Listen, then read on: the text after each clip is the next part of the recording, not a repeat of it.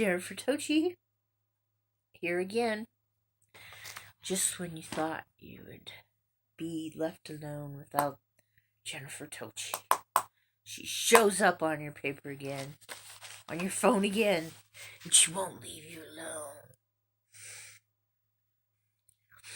I'm like a leech or a slime creature from outer space. Though maybe that was a little too. Okay, let's begin. Yes,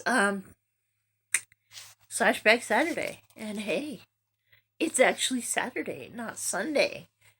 And I'm doing a video, so wow.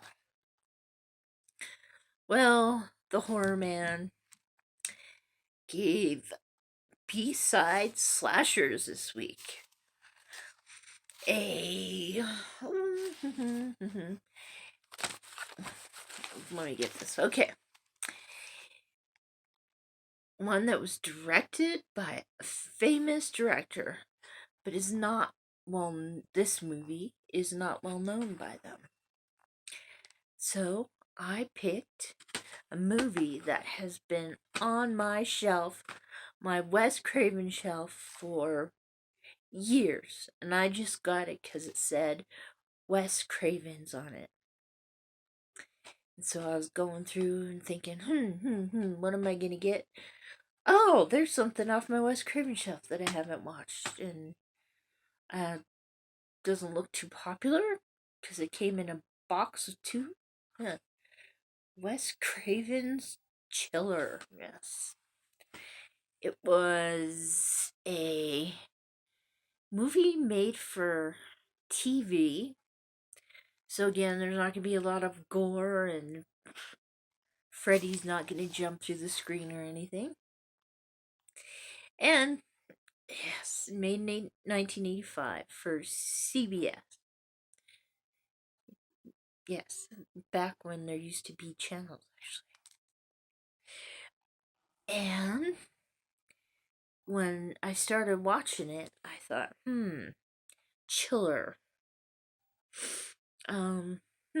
It sounds like chilling. And then it started to get weird because all of a sudden I noticed Michael Beck.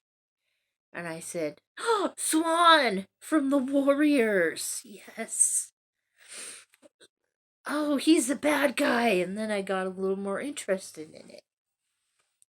Yes, Michael Beck. The Warriors. One of my favorite kind of horror, kind of everything movie. Okay. And also, I recognize Jill Schulen from Popcorn, Rich Girl. What other horror movie was it? I know it's good. Well, maybe I can look at my paper. Cutting Class with Brad Pitt, and yes. Okay. Excuse me. And it was directed by Wes Craven. And also, Paul Sorvino makes an appearance as Reverend Penny. Yes. And this is mainly about Michael Beck's character, who plays Miles Crichton.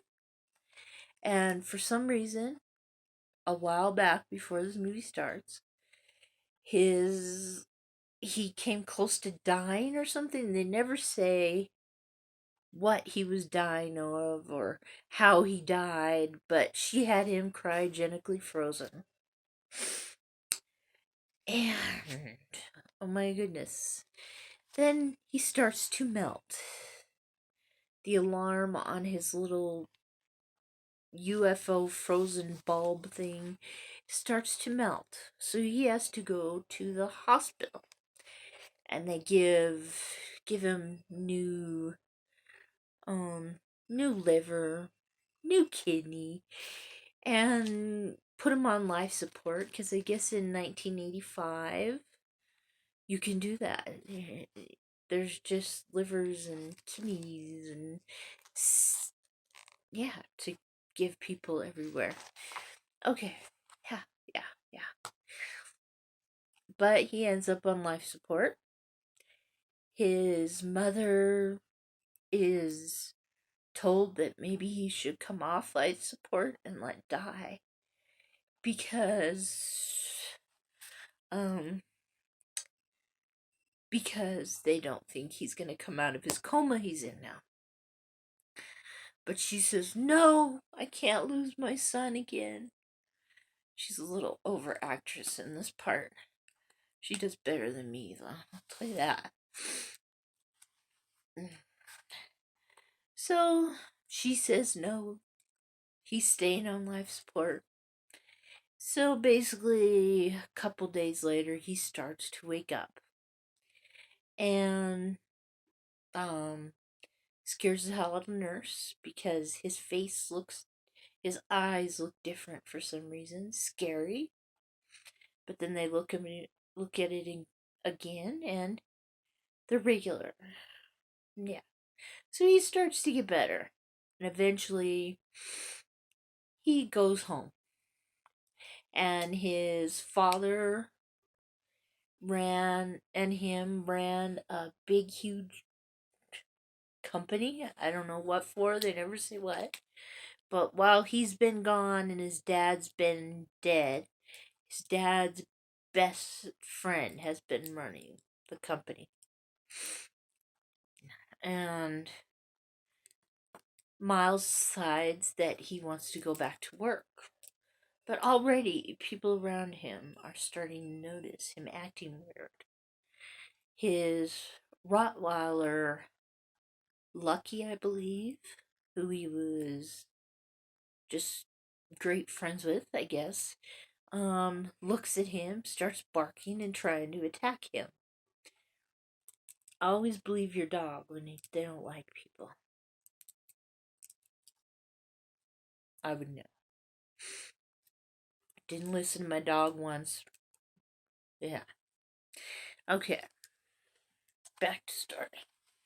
Um.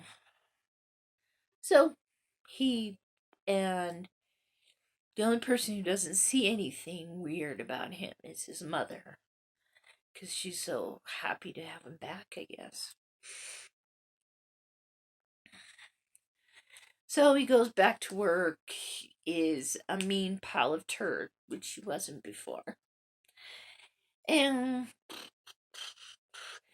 fires the guy who's been running the company for him. They were giving a lot away to charity. He says no more, which was not good. So, one of the charities they'd be giving to was a church. And, my goodness, Reverend Penny, played by Paul Sorvino, shows up and says this didn't go through. And his secretary says he's not giving away charity anymore. What an ass. I mean, what a steaming pile of poo this guy is. Yes. And he looks evil, yeah. That Jill Schoelen, who plays Stacy, she's playing a 15-year-old. And he is like spying on her through a little hole in the closet and just creeping her out. And at the end, you see why. Okay, yeah. But Reverend Penny starts thinking, what happens when a person dies? What happens to their soul? Do they become soulless? Uh-huh. There's not a lot of excuse me. There's not a lot of attacks in this movie because it was made for TV. I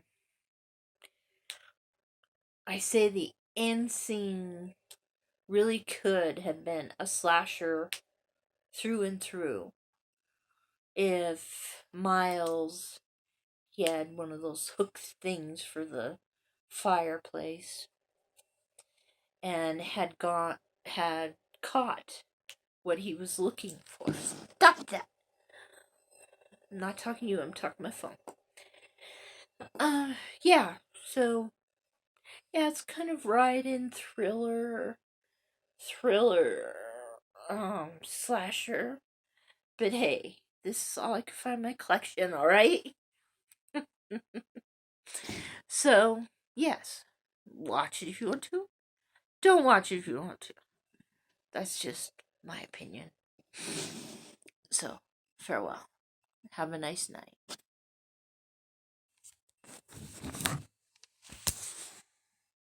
Ah! Ah, I didn't turn it off.